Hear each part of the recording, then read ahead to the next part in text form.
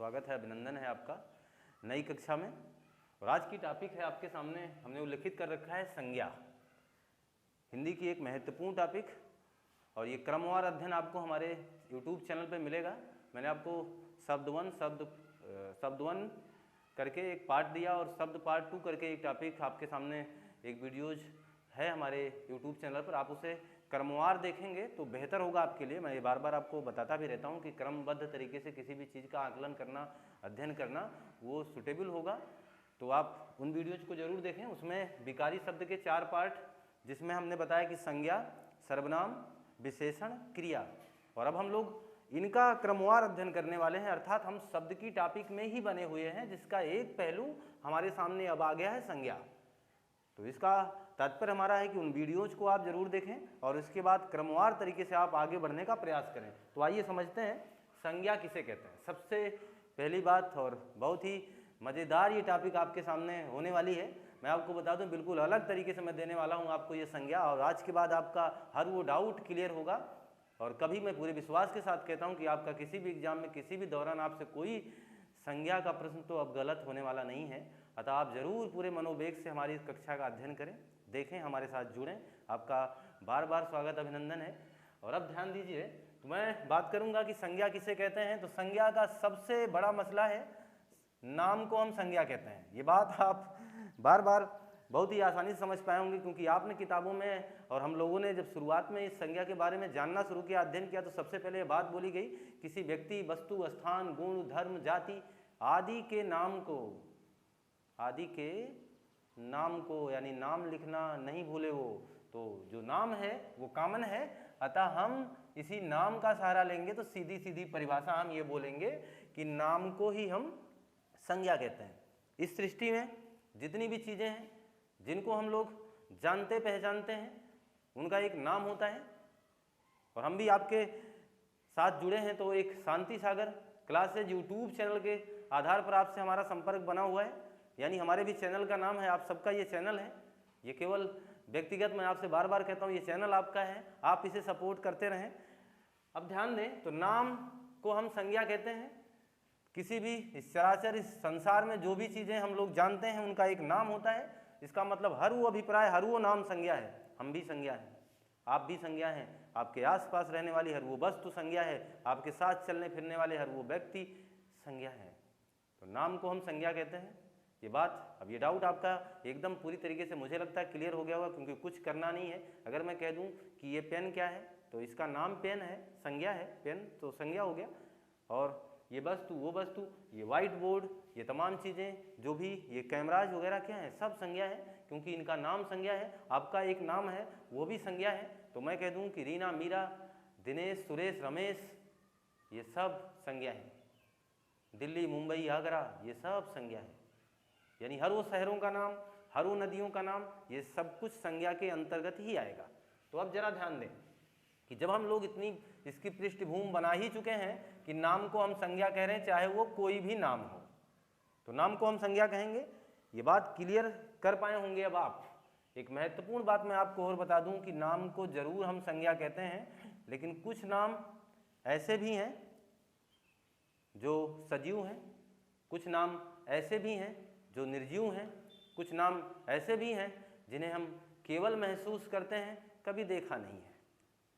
तो बिल्कुल इस आधार पर अभी हम संज्ञा के आपको पार्ट बना के देते हैं, और इसके आधार पर हम संज्ञा को आराम से सीख पाएंगे। उसके ठीक पहले मैंने आपके सामने एक इस तरीके का दोहा लिख रखा है, और आप इसे पढ़ करके इसके बारे में जरूर कोशिश कर रहे होंगे कि ये सर ने क्या लिखा हुआ है। सच में कुछ लिखा है हमने, और ये बहुत ही अद्भुत है। ये नाम से ही जुड़ा है, इसलिए मैंने इसको लिखा, और आपको इस बात की आज मैं जानकारी देना चाहूँगा। नाम चतुर्गुण पंचयुग्म कर द्वय, वसु भेखी, नाम चराचर जगत में तुलसी राम ही देखी। हम जिस नाम की बात कर रहे हैं और जिस नाम के बारे में हम लोग इतनी उत्सुकता के साथ आज इस मंच से जुड़े हुए हैं, और जिसको जानने का एक सफल प्रयास हम लोग कर रहे हैं, मैं अगर आपसे कहूँ कि इस दुनिया में नाम का कोई मतलब ही नहीं है, ये मैंने नहीं कहा है, सच तो तुलसीदास जी ने कहा कि इस दुनिया में कोई भी नाम हो, हमारा नाम हो, आपका नाम हो, किसी और का नाम हो, किसी भी नाम का कोई मतलब नहीं है। क्योंकि सारे नाम उसी 2 अक्षर वाले राम शब्द में समाहित हैं।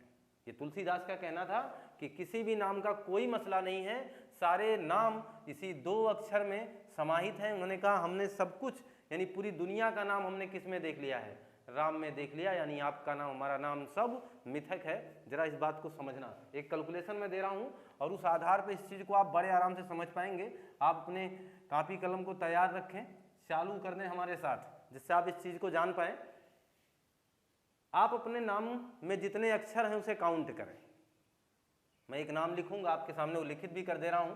एक नाम है समर, एक नाम है सुरेश। ये दोनों इसलिए लिख रहा हूं क्योंकि मैं दोनों में बताने वाला हूं। इसमें भी 3 ही अक्षर हैं और इसमें भी कितने अक्षर हैं, 3। अर्थात मेरे कहने का मतलब मात्रा को काउंट नहीं किया जाएगा, ध्यान रखिएगा, मात्रा को काउंट नहीं करना है। आपकी क्लास रोचक हो इसलिए मैंने इस टॉपिक को आपके साथ जोड़ रखा है। तो ध्यान देना, अपना नाम जो भी हो आपका नाम, उसमें 4 अक्षर हो सकते हैं, 5 अक्षर हो सकते हैं। राजकरण आपका नाम हो सकता है तो राजकरण यानी 5 अक्षर हो जाएंगे। इस चीज़ को ध्यान दीजिए। तो समर सुरेश में 3 ही अक्षर हैं। तो आपके नाम में जितने अक्षर हैं, नाम में जितने भी अक्षर हैं, नाम में अक्षर में लिख दे रहा हूँ कितने अक्षर, देखिए इसमें समर में कितने अक्षर हैं, 3। तो आपके नाम में जितने अक्षर हो आप लिख लीजिए अपने नोटबुक पे। अब देखिए कह रहे हैं पंचयुग्म सॉरी चतुर्गुण। अब इसमें 4 से गुणा करें। आपके नाम में जितने अक्षर हैं उसमें कितने से गुणा करें आप, 4। तो देखिए 4 का गुणा 3 में होगा, क्योंकि समर में 3 ही अक्षर थे तो आ गया कितना, 12। ये क्लियर है ना। फिर आगे देखिए क्या लिखा हुआ है, पंचयुग्म, यानी इसमें 5 जोड़ दीजिए। कितना जोड़ दीजिए, 5। अब ये कितना हो जाएगा, 17। ये टॉपिक समझ पा रहे हैं ना आप, बिल्कुल आसान है। अब इसके बाद क्या करें, कर द्वय, द्वय का मतलब इसका 2 गुना कर दीजिए, यानी 17 का 2 गुना आप करेंगे तो बिल्कुल आपको ये बात पता है 17 का 2 गुना कितना हो जाएगा, 34 हो जाएगा। हुआ कि नहीं हुआ, 34 हो गया। अब कह रहे हैं वसुभेखी। वसु का भेखी का मतलब होता है 8 से विभाजित करना, 8 से विभाजित करना, यानी अब इसी 34 को हम किससे भाग दे देंगे, 8 से। और जब 8 से भाग देंगे तो आपको पता है 8 चौक 32 और 2 क्या बच जाएगा, शेष। कितना शेष बचा, 2। तुलसीदास जी ने यही कहा कि किसी भी व्यक्ति का नाम हो, अगर हम उसको इस फार्मूले पर यानी 4 से गुणा करके फिर 5 जोड़ दें, फिर 2 गुना कर दें, फिर 8 से भाग दे दें, तो हमेशा शेष कितना आएगा, 2। आप सबका भी शेष कितना आ रहा होगा, 2 ही आया होगा, ये पक्की बात है। आपका भी शेष फल कितना आया होगा, 2। और ये 2 शेष फल का मतलब किसका है, राम का। यानी हर वो नाम किसमें समाहित है, राम में समाहित है। और हम उसी संज्ञा को पढ़ रहे हैं, उसी नाम को पढ़ने चल रहे हैं जिसको तुलसीदास जी ने कहा था 0, यानी उस नाम का कोई मसला नहीं है। ये बात क्लियर हो गई होगी।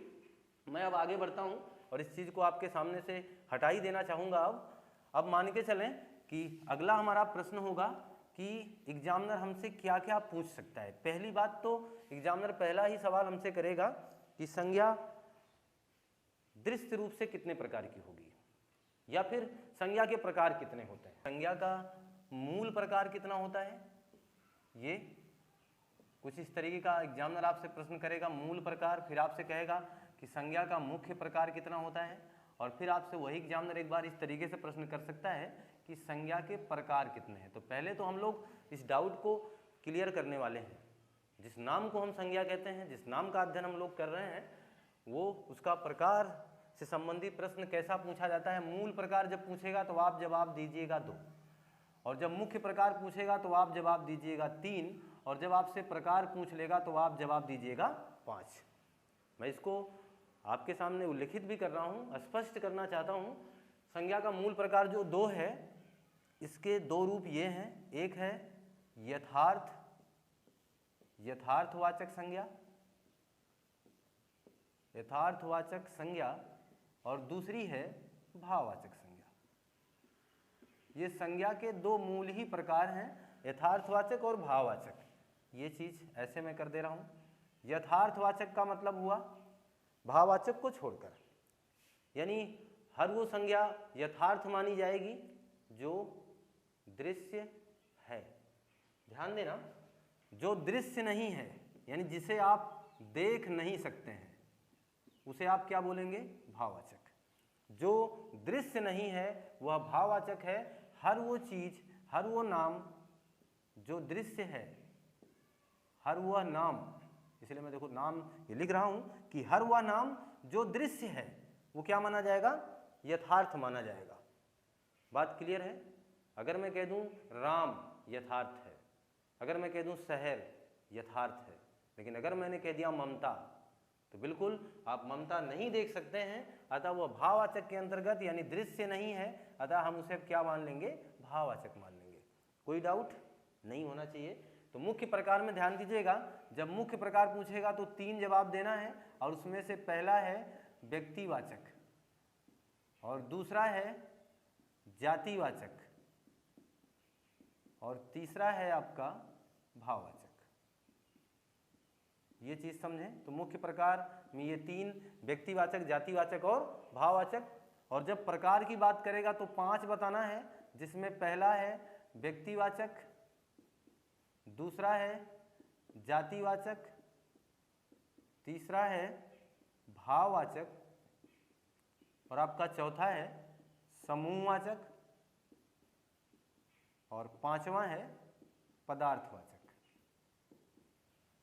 ये तो प्रकारों का सिलसिला था, कुछ इस तरीके का बनेगा ये ग्राफ इसका, कि मूल प्रकार या 2 प्रकार के यथार्थवाचक, भाववाचक, मुख्य प्रकार 3 प्रकार के व्यक्ति, जाति और भाव, और ये प्रकार में 2 और पार्ट बढ़ गए हैं।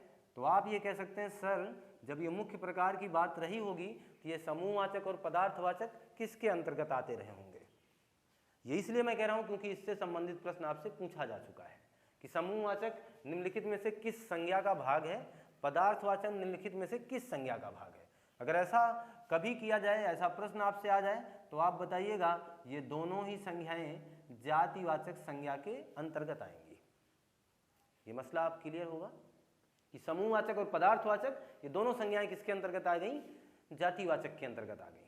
कोई डाउट हो तो बताइएगा जरा, कमेंट बॉक्स में जरूर ये प्रयास करिएगा कि अगर कहीं भी संशय और दुविधा रहे तो जरूर आप प्रश्न करेंगे। तो व्यक्तिवाचक, जातिवाचक, भाववाचक के अंतर्गत ये जो 2 छूट गए थे जिन्हें हमने प्रकार में समाहित किया है, वो पहले जातिवाचक के हिस्से रहे होंगे, ये मान के चलें आप। क्लियर है ना? और अब हम बात कर रहे हैं, अगर हम इन्हीं संज्ञाओं को इस रूप में भी सेट करना चाहें तो यथार्थवाचक के अंतर्गत कौन कौन सी संज्ञाएं आएंगी, इसे भी आप इसी वक्त जान लेंगे।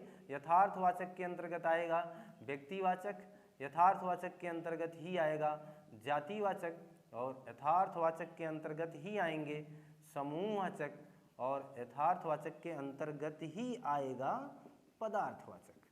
ये बात क्लियर है? ये 4 तो यथार्थ माने जाएंगे, केवल एक जो है भाववाचक जिसे बिल्कुल अलग से माना जाएगा। ये चीज अब क्लियर हो गई। अब मैं मान के चलूं कि कुछ और नाम यहीं उल्लिखित कर दे रहा हूं। इन संज्ञाओं को वास्तविक संज्ञा कहा जाता है। तो दूसरा तो नाम मुझे कतई कहने की आवश्यकता नहीं होनी चाहिए कि इसे हम अवास्तविक कहेंगे, क्योंकि ये बात आप जान सकते हैं। मैंने कहा कि ये 4 संज्ञाओं को वास्तविक कहा जाता है, तो ये वास्तविक हैं तो ये अवास्तविक होगा। हमने कहा ये 4 संज्ञाएं दृश्य हैं, तो पक्की बात है ये जो भाववाचक संज्ञा है इसे अदृश्य कहा जाएगा। वास्तविक है, दृश्य है, ये वास्तविक नहीं है और अदृश्य है। कोई डाउट नहीं है? ये प्रकारों से जो भी संबंधित जो भी प्रश्न आपके एग्जामिनर आपसे पूछ ले सकते हैं या पूछे जाते हैं, मैंने उन डाउट को क्लियर करने का प्रयास किया है। तो अब मान के चलें कि आप इस चीज़ को आराम से समझ पाए होंगे, और इसे आप इसी तरीके से अपने मस्तिष्क में इसका चित्रांकन करेंगे, और ये मान के चलेंगे कि आपको ये अब कभी भूलना नहीं चाहिए। अब ध्यान दें कि मुख्य प्रकार के बाद आपका ये जो प्रकार वाला टॉपिक था, इसके ठीक बाद अब हम लोग चर्चा करेंगे कि कौन से नाम में कौन सी संज्ञा हो सकती है। तो सबसे पहले तो हम लोग बात करें इन्हीं मुख्य प्रकारों की। तो जो मुख्य प्रकार हैं इसमें कितने हैं? 3 हैं, और इसमें पहला है व्यक्तिवाचक, व्यक्तिवाचक संज्ञा। इस चीज को आप पूरा लिखने का प्रयास भी करेंगे। और दूसरा है जातिवाचक संज्ञा, और तीसरा है आपका भाववाचक संज्ञा, भाववाचक संज्ञा, ठीक है।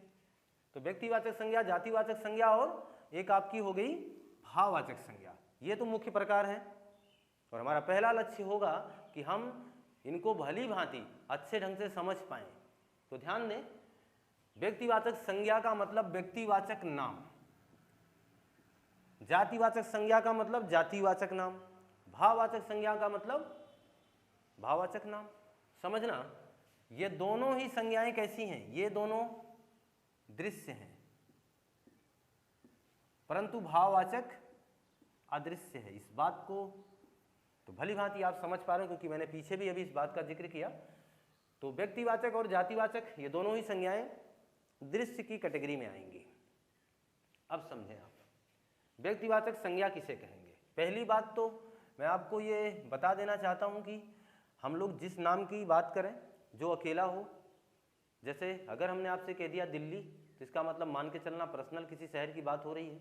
अगर मैं बात करूं आपसे किसी पर्वत के नाम ले लूं, जैसे हिमालय कह दूं तो पर्सनल है मसला। तो ये इन डाउट को आप ये मान के चलें कि जब पर्सनल बात होती है तो वो व्यक्तिगत होती है, इसीलिए उसे व्यक्तिवाचक संज्ञा की कैटेगरी में रखा तो जरूर जाता है। लेकिन उन सब चीज़ों को सोच सोच करके हम कई बार अपने एग्जाम में अपने प्रश्न को गलत कर रहे होते हैं। लेकिन मैं आपको एक तरीका देने वाला हूं जिससे आपको अब ये गलत करने के चांसेस कम हो जाएंगे और कभी भी आपका प्रश्न गलत नहीं होगा। तो बहुत ही मनोवेग से जरूर देखने का इसे प्रयास करें। अब ये समझें, व्यक्तिवाचक में पहली बात मैं बताना चाहता हूं कि ऐसे नाम, और आप भी हमारे साथ इसे नोट कर लें, ऐसे नाम जो एक वचन हो, ऐसे नाम जो एक वचन हो। मैं ये पूरा नहीं लिखूंगा, आप लिखेंगे। ऐसे नाम जो एक वचन हो,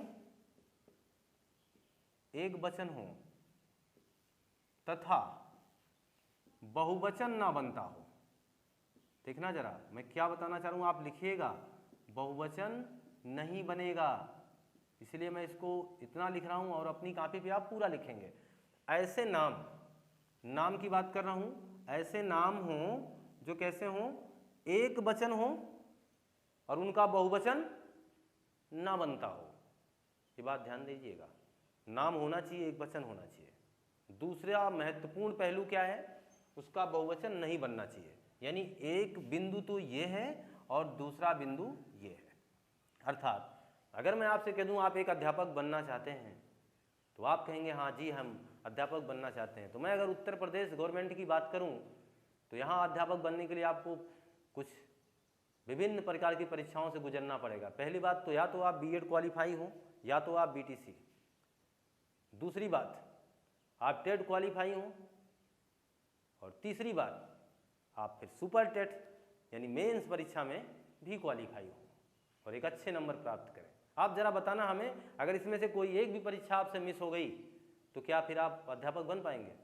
नहीं ना। तो इसलिए इस फार्मूले पर निर्भर रहना कि अगर इसमें से एक भी पॉइंट वो नाम फॉलो नहीं करता है तो कतई वो व्यक्तिवाचक संज्ञा नहीं होगा। अगर वो नाम वो काम वो फॉलो करता है तो व्यक्तिवाचक संज्ञा के अंतर्गत आएगा, नहीं तो फिर नहीं आएगा। जैसे हमने कहा एक तो वह एक वचन होना चाहिए, तो देखना जरा कि एक वचन है कि नहीं है। अगर है तो आगे बढ़िए। दूसरी बात, बहुवचन नहीं बनेगा उसका, ये ट्राई कर लेना, बहुवचन नहीं बनना चाहिए। अगर बहुवचन बन गया तो फिर तो मामला गलत है, फिर तो वो व्यक्तिवाचक नहीं होगा। तो ध्यान देना, एक वचन नाम हो, बहुवचन नहीं बनेगा। तीसरा महत्वपूर्ण पहलू, उसको लिखा पहले ही जा चुका है कि वो कैसा होना चाहिए, दृश्य होना चाहिए। तो पहला तो मैं ये मान के चलूं कि आप इस बात को जान ही रहे हैं कि दृश्य जरूर होना चाहिए। अगर दृश्य नहीं है तो फिर वो व्यक्तिवाचक जातिवाचक के अंतर्गत लाने की आपको आवश्यकता ही क्या पड़ी है। अगर मैं आपसे कह दूं कि गर्मी, ये जो गर्मी है इसे आपने देखा है क्या? सपोज करिए अगर देखा होता तो अब तक भारत ही क्या पूरे देश की जहाँ जहाँ गर्मी से लोग परेशान हैं, आधी से ज़्यादा जनता उस गर्मी के पीछे पड़ गई होती है, उसको पकड़ने की कोशिश हो रही होती और किसी तरीके से उसे कंट्रोल किया जाता। लेकिन ऐसा कुछ है नहीं, गर्मी महसूस की जाती है। इसका मतलब हम उसे व्यक्तिवाचक और जातिवाचक के मसले में तो लाएंगे ही नहीं। जो अदृश्य है उसे वहीं छोड़ देंगे और हम उसे व्यक्तिवाचक जातिवाचक के इस महान बड़े समीकरण में फंसाने का प्रयास ही नहीं करेंगे। तो आगे बढ़े। तो अब ध्यान दीजिए, हमने कहा एक वचन होना चाहिए, ध्यान दीजिएगा। तो अब मैं जैसे मैंने कहा आपके देश की राजधानी दिल्ली है, तो मैं उस दिल्ली से ही शुरुआत कर दे रहा हूं। ध्यान देना, दिल्ली एक नाम है, क्या ये एक वचन है? एक वचन तो बहुवचन का मसला तो आप जान ही रहे हैं ना। जो एक वचन होता है वो एक की ही व्याख्या करता है, जो बहुवचन होता है एक से अधिक की व्याख्या करता है। ये बात क्लियर है? आपके हिंदी में दो ही वचन होते हैं, एक वचन और बहुवचन। द्विवचन का कोई मसला ही नहीं है यहाँ पे, तो बहुत ज़्यादा संकोचाने की आवश्यकता ही नहीं हम लोगों को। सीधा सीधी बात, अगर एक की संख्या का उल्लेख करता है तो एक वचन में बने रहना, एक से ज़्यादा हो जाएगा तो बहुवचन हिंदी बना देगी उसे। ठीक है, अब देखें दिल्ली अकेला, मुझे लगता है ये आप जान चुके हैं, इसका मतलब ये एक वचन है। तो पहला तो इन्होंने, और ये दृश्य भी है, इस बात को ध्यान देना। पहली चीज़, अच्छा मैं कुछ आपको इस तरीके से ही करके बता दूं कि जिससे आप हमेशा ये बात बार बार हमें करना ना पड़े। पहली बात तो दृश्य होना चाहिए, दूसरी बात तो एक वचन होना चाहिए, तीसरी बात उसका बहुवचन नहीं बनेगा। चलिए इस 3 फार्मूलों को पालन करिए। दिल्ली दृश्य है, देखी जा सकती है, क्लियर। दूसरी बात एक वचन है, यानी ये 2 सीढ़ियां चढ़ चुके हैं। एक वचन दृश्य है, एक वचन है। अगर ये तीसरा भी नियम ये पालन करते हैं तो तुरंत आप इसे व्यक्तिवाचक संज्ञा का दर्जा दे दोगे। ये बात क्लियर है? अब समझें आप। तो एक वचन हुआ, अब जरा चेक करो क्या दिल्ली का बहुवचन बनेगा? तो मुझे लगता है कि दिल्ली का दिल्लियां तो नहीं लिखा जाता, नहीं होता ना, तो दिल्ली का बहुवचन नहीं बनेगा। तो आपने तो तीनों सीढ़ियों को या तीनों एग्जामों को पास कर लिया है। ये भी कह दिया कि हम दृश्य हैं, ये भी कह दिया कि हम एक वचन है, यह भी आपने कह दिया कि हम तो बहुवचन नहीं बनेंगे। इसका मतलब आपने तीनों काम कर दिया। अतः अब हमें बिल्कुल संकोच नहीं होना चाहिए आपको व्यक्तिवाचक बनाने में या व्यक्तिवाचक बताने में। तो हम तुरंत इन्हें कह देंगे कि आप व्यक्तिवाचक संज्ञा के उदाहरण हैं। ये बात क्लियर हो गई। और एक दो उदाहरण मैं आपके सामने रख ही देता हूं जिससे आपका ये डाउट क्लियर होता चला जाए। दिल्ली के बाद मान लीजिए अभी हमने जिक्र किया था हिमालय। अब जरा ध्यान देना, हिमालय जो है ये दृश्य है कि नहीं, देखा जा सकता है कि नहीं? देखा जा सकता है। पहली परीक्षा पास, यानी दृश्य है। दूसरी परीक्षा क्या है? एक वचन है कि नहीं? आप हिमालय एक वचन है कि नहीं? है। तीसरी महत्वपूर्ण परीक्षा, बहुवचन बनेगा कि नहीं बनेगा? तो मुझे लगता है आप जान चुके होंगे, क्योंकि हिमालय का बहुवचन नहीं बनेगा। यानी इन्होंने भी तीनों ही परीक्षाओं को सफलतापूर्वक क्रॉस कर दिया है। अतः अब हमें बिल्कुल संकोच फिर नहीं होगा इन्हें व्यक्तिवाचक बताने में। आसान है कि नहीं आसान है? बिल्कुल आसान है, बहुत ही आसान है। इसका कोई और दूसरा तोड़ नहीं है। ये मान के चलें ये बहुत ही आसान है। आप कभी भी संज्ञा हल कर रहे होंगे, आपका कोई भी प्रश्न कभी गलत नहीं होगा, ये मेरा आपसे वादा है। अब जरा ध्यान दें, तो हिमालय में व्यक्तिवाचक, दिल्ली में व्यक्तिवाचक ऐसा क्यों हुआ? क्योंकि आपके सामने ये मैंने फार्मूला रखा हुआ है, उसके माध्यम से आप इसे हल कर रहे हैं। आगे समझें। अगर मैं यहीं लिख देता हूं शहर, समझना, तो शहर दृश्य है कि नहीं? है। दूसरी महत्वपूर्ण बात, एक वचन है कि नहीं? है। 2 परीक्षा इन्होंने भी पास कर दिया है। तीसरा, बहुवचन बनेगा कि नहीं? शहर का शहरों लिखा जाता है, इसका मतलब शहर का बहुवचन बन जाएगा। अतः ये तीसरी परीक्षा पास नहीं हो पाए। अब हम इन्हें व्यक्तिवाचक नहीं मानेंगे। बात समझ में आ गई कि नहीं आ गई आपको? अब आप इसे व्यक्तिवाचक नहीं मानोगे। इस बात को ध्यान देना, जो इन तीनों का काम करेगा, यानी तीनों परीक्षाओं को सफलतापूर्वक पास करेगा, तीनों दिशा निर्देशों का पालन करेगा, दृश्य होना चाहिए, एक वचन होना चाहिए, बहुवचन नहीं बनेगा। अगर ऐसा कोई होगा उसे ही व्यक्तिवाचक मानेंगे, अन्यथा नहीं मानेंगे। इस बात को आप भली भांति जान चुके होंगे। जैसे अगर मैं आपसे बात करूं, एक नदी का नाम लिखूं, गंगा हमारे भारत की सबसे पवित्र नदी में शुमार की जाती है, या पवित्र नदी मानी भी जाती है। सबसे पवित्र नदी अगर की बात आए तो गंगा ही है।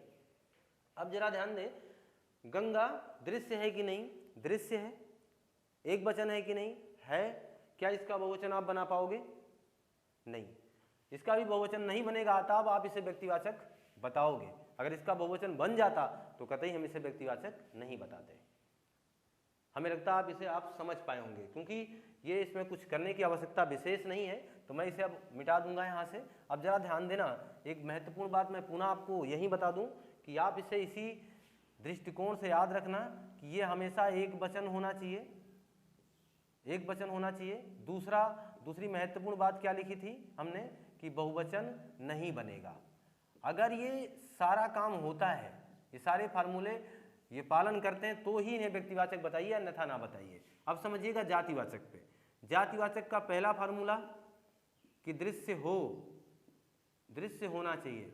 दूसरा फार्मूला एक वचन होना चाहिए, ध्यान देना, एक वचन हो। तीसरा बहुवचन भी हो, ये समझिए, बहुवचन भी हो सकता है, इसलिए मैं इसको इस तरह लिखूंगा, बहुवचन भी हो सकता है। चौथा महत्वपूर्ण बात कि बहुवचन भी तो हो ही सकता है, लेकिन चौथी महत्वपूर्ण बात क्या है, एक वचन ऐसा हो, एक वचन ऐसा हो जिसका बहुवचन बन सके, जिसका बहुवचन बनता हो। एक बात समझो आप, अभी मैंने यहां बताया, यहीं से समझ जाएंगे आप। दृश्य हो, यहां भी मैच कर रहा था, एक वचन हो, यहां भी मैच कर रहा था कि नहीं कर रहा था। सीधा सीधा मसला है, ऐसा एक वचन हो जिसका बहुवचन बन जाएगा वो जातिवाचक में चला जाएगा, और जिसका बहुवचन नहीं बनेगा वो व्यक्तिवाचक में रहेगा। ऐसा एक वचन जिसका बहुवचन बन जाएगा वो जातिवाचक में चला जाएगा, और ऐसा एक वचन जिसका बहुवचन नहीं बनेगा वो व्यक्तिवाचक में बना रहेगा। कोई डाउट? मुझे लगता अब नहीं होना चाहिए। तो ये समझ जाइए कि ये जो दोनों चीजें मैंने अलग अलग लिखी है, इसे एक ही मान के चलें कि एक वचन हो तथा उसका बहुवचन बनता हो, तभी वो क्लियर है। केवल एक वचन रह जाए, बहुवचन नहीं बने तो फिर व्यक्तिवाचक है फिर ना। तो एक वचन हो और उसका बहुवचन बनता हो तो वो जातिवाचक में आएगा। जैसे अभी हम लोगों ने ये उल्लिखित किया था शहर। शहर दृश्य है जी, बिल्कुल। एक वचन है, बिल्कुल। इसका बहुवचन बन सकता है, अतः ये व्यक्तिवाचक नहीं होगा। तो फिर जब ये व्यक्तिवाचक नहीं है तो इस किस फार्मूले का पालन कर रहा है? देखो, एक वचन है तथा उसका बहुवचन बनता हो तो इसका मतलब है ये पालन कर रहा है जातिवाचक का। क्लियर है ना? तो ये जातिवाचक का क्लियर कर रहा है। बहुवचन भी हो सकता है, इसका मतलब साफ मैं ये कहना चाह रहा हूं कि आप यहाँ एक नोट बना करके उल्लिखित कर लें। ये बहुत महत्वपूर्ण बात मैं आपके सामने शेयर कर रहा हूं जो आपके लिए हमेशा लाभकारी होगा। नोट हमारा ये है, स्टार वाली बात मैं ये कर रहा हूं कि अगर कोई शब्द, कोई नाम आपको पहले से ही बहुवचन के रूप में लिखा मिल जाए, कोई भी नाम हो, जैसे कभी भी आप ये मान के चलें, जैसे शहरों लिखा हो, जातियां लिखा हो, गाड़ियां लिखी गई हो, ऐसे बहुवचन मतलब लिखा गया हो, कोई भी हो, अगर वो बहुवचन लिखा गया हो, जैसे लिखा जाए महंगाइयां, तो ये सब हमने किस में लिखा हुआ है? बहुवचन में। कोई भी नाम अगर बहुवचन में लिखा गया है तो वो हमेशा जातिवाचक संज्ञा के अंतर्गत आएगा, इसमें कोई दो राय नहीं है, कुछ करने को अलग से जरूरत ही नहीं है। ये बात समझ पाए होंगे? तो मैं आपको पुनः इसे मिटा करके समझा ही देना चाहता हूँ, जिससे आपका फिर ये मैं मान के चलूँ कि दोबारा आपसे कभी भी ये गलती ना हो। तो मैं आपको जातिवाचक में क्या बताया कि नाम कैसे होने चाहिए, दृश्य होने चाहिए। दूसरी बात, एक वचन हो, एक वचन हो परंतु उसका बहुवचन बन जाए। एक वचन हो परंतु उसका बहुवचन बन सकता हो या बन जाए, ये लिख लीजिए। तीसरी बात हमने लिखा, तीसरा नोट करके आप लिख लीजिए कि बहुवचन नाम, बहुवचन नाम जो पहले से ही बहुवचन है, जो बहुवचन के रूप में ही हमारे सामने आए हुए हैं, बहुवचन नाम हमेशा जातिवाचक के अंतर्गत आएंगे। इस बात को ध्यान देना, बहुवचन नाम हमेशा जातिवाचक के अंतर्गत आएंगे। तो इस बात से आप भली भांति परिचित हो चुके हैं। अब मैं अगर आपसे कहूं कि भाई, भाई में कौन सी संज्ञा है, बहन में कौन सी संज्ञा है, शहर में कौन सी संज्ञा है, देश में कौन सी संज्ञा है, अब आप इसे आराम से बता पाएंगे। जैसे भाई दृश्य है, बिल्कुल, भाई एक वचन है और इसका बहुवचन बन सकता है, भाई का भाइयों लिखा जा सकता है, बहन का बहनों हो सकता है, शहर का शहरों हो जाएगा, देश का देशों हो जाएगा, अतः इनका बहुवचन बन सकता है। अतः ये कहाँ चले आएंगे? जातिवाचक में। अगर मैंने आपसे बोला है कि कोई नाम पहले से ही बहुवचन में लिखा गया हो, जैसे यही चीज अभी देश का पहले से ही देशों लिखा गया होता, तो आपको कुछ भी सोचने की आवश्यकता नहीं थी। जब कोई नाम बहुवचन के रूप में आपके सामने पहले ही लिखा गया होगा तो आप उसे जातिवाचक बता दीजिएगा। कोई डाउट अब तो नहीं होना चाहिए। अब आगे देखेंगे कि ये मान के चलें कि आप व्यक्तिवाचक और जातिवाचक को भली भांति समझ पाए होंगे। अब हम चर्चा कर देते हैं कि भाववाचक संज्ञा किसे कहते हैं। पहली बात, यहाँ कुछ बहुत विशेष करने की हम लोगों को आवश्यकता ही नहीं है। भाववाचक का मतलब ऐसे नाम जो अदृश्य हैं, जो दिखाई ना दें, जैसे ममता, माँ की ममता क्या आपने कभी देखा? नहीं। क्या आपने कभी प्यार देखा है? क्या आपने कभी गर्मी देखा है? क्या आपने कभी ठंडी देखा है? ये सब कभी देखा है क्या आपने? नहीं। आपने इन सब को हमेशा क्या किया है? महसूस किया है। आप बताना, आपने चोरी देखा है क्या? तो हो सकता है कुछ के दिमाग में तो भावना आ गई हो, मैंने तो चोरी देखी है। चोरी नहीं देखा है आपने, आपने चोर देखा है। फिर से ध्यान दीजिएगा। क्या आपने महंगाई देखा है? क्या आपने महंगाई देखा है? तो हो सकता है किसी के दिमाग में ये बात जरूर आए कि हाँ हमने तो महंगाई देखी है। महंगाई नहीं देखा है आपने, महंगी वस्तु देखा है। वो महंगी हुई वस्तुओं को देखा है आपने। आपने महंगाई कहाँ देखा? एक अब डाउट ये करेगा आपको सबसे ज़्यादा परेशान, क्या आपने लड़ाई देखा है? तो क्या जवाब होगा आपका? लड़ाई देखा है क्या? तो आप तुरंत कहोगे हाँ सर हमने तो देखा है, हम तो पढ़ते हुए जब छोटे थे तब भी, और अभी अभी हाल में फिलहाल हमने लड़ाई देखा है। तो हम पूछेंगे आपसे लड़ाई में क्या देखा आपने? तो आप बताएंगे कि 2 व्यक्तियों को, 3 व्यक्तियों को लड़ते हुए देखा।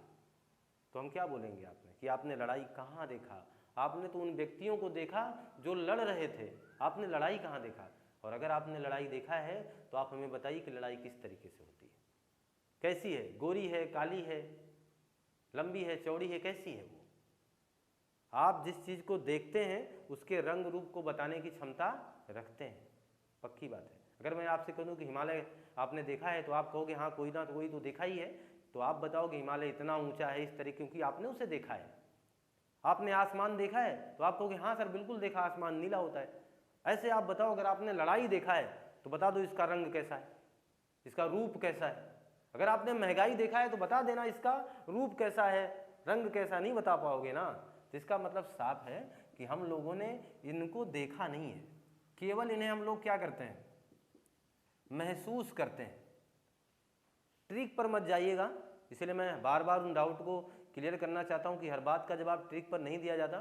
जैसे अगर किन्हीं बुकों में लिख दिया गया है कि बड़ी आ जाए, आई आ जाए और आधा ता और वाह आ जाए अंत में, तो वहाँ भाववाचक होता है। जी हाँ होता है, बिल्कुल होता है। लेकिन हर जगह ये बात सटीक बैठ जाए और हर जगह ऐसा हम कर पाएँ, ये संभव नहीं है। लेकिन फिर भी ये जो फार्मूला है आपको कुछ हद तक तो मदद करता ही करता है। तो ध्यान देना, देखिए इसमें आई लगा है, इसमें भी आई लगा है, इसमें ई लगा है, तो इससे पता चलता है कि आई ई आने पर भाववाचक तो होता है। क्लियर है? और अब देखिएगा जैसे महत्व लिखा जाए, आधा तावा आ गया, घनत्व लिखा जाए तब भी, जड़त्व लिखा जाए तब भी, ये चीज़ तो आधा ता वा आने पर भी हम उसे क्या मान लेते हैं? भाववाचक संज्ञा के अंतर्गत ले जाते हैं। तो आपने तो हमारी मदद कर दी, बिल्कुल हम मान रहे हैं कि इन्होंने हमारा हेल्प किया कि बड़ी, आई और आधा ता और वाह किसी भी शब्द के अंत में आने पर हम इन्हें भाववाचक की कैटेगरी में रखेंगे। परंतु हर जगह ऐसा नहीं होगा, आप चेक करते रहिएगा। जैसे हमने लिख दिया सहनाई, सहनाई में भी अंत में क्या आया है? आई, लेकिन हम इसे भाववाचक क्यों नहीं बता रहे हैं? वो इसलिए क्योंकि सहनाई दृश्य है। ये बात ध्यान देना, एक वाद्य यंत्र है ये, तो इसलिए आप उसे वहां नहीं ले जा सकते हैं, आप इसे भाववाचक में समाहित नहीं कर सकते हैं। क्लियर है? आपका डाउट तो क्लियर कर दिया हमने। आप ये बात मान के चलें कि भाववाचक में वही आएगा जो अदृश्य होगा, जिसे आपने कभी देखा नहीं होगा, जिसे आपने महसूस किया होगा, ये भाववाचक है। ये बात क्लियर हो गया है? तो संज्ञा पर ये मान के चलें कि जो भी हमारी आपसे चर्चा बनी हुई है इन महत्वपूर्ण प्रश्नों पर ही बनी हुई है। तो आइए हमारे साथ 2-4 प्रश्नों का आप जवाब दें और इससे मान के चलेंगे कि आप इस चीज़ को भली भांति समझ पाए हैं। तो प्रश्न ये है हमारा कि दीपावली में कौन सी संज्ञा है? दीपावली में कौन सी संज्ञा है? तो चेक कर लो, दीपावली दृश्य है कि नहीं? एक त्यौहार है, दृश्य है। और दूसरी बात, एक वचन है कि नहीं है? क्या इसका बहुवचन बनेगा? दीपावलियां नहीं ना, तो इस त्यौहार का बहुवचन तो नहीं बना पाओगे आप, होली का बहुवचन नहीं बना पाओगे, यानी किसी भी त्यौहार का तो आप बहुवचन नहीं बना पाओगे, इसलिए तो ये व्यक्तिवाचक में चले जाएंगे। क्लियर है? जैसे अगर हमने आपसे कहा परिवार, घर, द्वार, ऐसे करके जो भी सारे नाम हैं, बहरहाल अभी तो इन पर चर्चा ना करें तो बेहतर है, क्योंकि अभी वो चीज़ हमने आपको बताया ही नहीं है। एक बात मान के चलें, अगर हम आपसे कह दें कि नदी, हम आपसे कह दें पर्वत, हम आपसे कह दें शहर, हम आपसे कह दें स्कूल, ये चीज़ अब जरा ध्यान दो। नदी, पर्वत, शहर, स्कूल, ये क्या है फिर? नदी क्या है, पर्वत क्या है, शहर क्या है, स्कूल क्या है? ये नदी का बहुवचन बना पाओगे आप? बन जाएगा, एक वचन सब है। नदी का बहुवचन बनेगा? बनेगा। पर्वत का बनेगा? बनेगा। शहर का बनेगा? बनेगा। स्कूल का बनेगा? बनेगा। क्लियर बात देख लो, कुछ करने की आवश्यकता नहीं है। ये सब क्या है? दृश्य हैं। तो भाववाचक तो कतई हो नहीं सकते, कोई डाउट तो यहाँ होना ही नहीं चाहिए, भाववाचक की तरफ जाना ही नहीं है। तो व्यक्तिवाचक होगा या तो जातिवाचक होगा। तुलना कर लो, सब एक वचन है, इनका बहुवचन बन सकता है, इनका भी बन सकता है, इनका भी बन सकता है, इनका भी बन सकता है, अतः आप बने रहेंगे कहाँ पर? जातिवाचक में। और अगर कोई भी नाम पहले से ही बहुवचन में लिखा गया होता, जैसे हमने लिख दिया नदियाँ, नदियाँ कहाँ आएंगी? जातिवाचक में। कोई भी भाववाचक का ही बहुवचन में लिख दूँ, देखना महंगाई कौन सी संज्ञा थी? भाववाचक। लेकिन अगर मैं लिख दूँ महंगाइयाँ, तो महंगाइयाँ किस में लिखा गया है? भाववाचक में। तो अब ये नहीं जाएगा, जानते हो क्यों? क्योंकि भाववाचक में कभी भी बहुवचन नहीं होगा। इस बात को नोट कर लेंगे आप अपने नोटबुक पर, फिर से एक स्टार बनाइएगा, क्योंकि हमने स्टार वाली बात बोल रखी है आपके सामने। पुनः आप स्टार बनाइए और लिखिएगा बहुवचन, वहां पर एक नोट बनाइए कि भाववाचक संज्ञा कभी बहुवचन नहीं हो सकती है। भाववाचक संज्ञा कभी बहुवचन नहीं हो सकती है। यदि इसका बहुवचन बनाया गया हो तो पक्की बात है फिर वो जातिवाचक संज्ञा का उदाहरण बन जाएगी। इस बात को याद रखिएगा। मैं ये मान के चलूं कि आपको ये चीज़ बिल्कुल अच्छे ढंग से समझ में आई होगी कि व्यक्तिवाचक, जातिवाचक, भाववाचक का मसला क्या है। कुछ करने की आवश्यकता नहीं, सब मामला वहीं पर है। एक वचन है, बहुवचन बन जाए तो जातिवाचक लगा लीजिए, एक वचन रहे बहुवचन ना बन पाए तो व्यक्तिवाचक लगा लीजिए। कोई अदृश्य चीज़ आपको मिल जाए तो उसे भाववाचक कर दीजिए, और अगर उस अदृश्य का बहुवचन मिल जाए तो वो जातिवाचक बना दीजिए। ये इस कक्षा का पूरी तरीके से निचोड़ था। कुछ करना नहीं है। मैंने ये जो समय आपका लिया है, मैं ये मान के चलूँ कि आप इस पर प्रयास करेंगे, एक बेहतर ढंग से अपने आप को इसके साथ जोड़ करके कुछ हो, अपने साथ कुछ वर्क करेंगे, कुछ संज्ञाओं को हल करेंगे। प्रयास करते रहिएगा और आप ज़रूर सफल होंगे। ये मैं इसी आशा विश्वास के साथ मैं आपसे अब विदा लेना चाहता हूँ। मिलता हूँ नई कक्षा में, तब तक के लिए नमस्कार।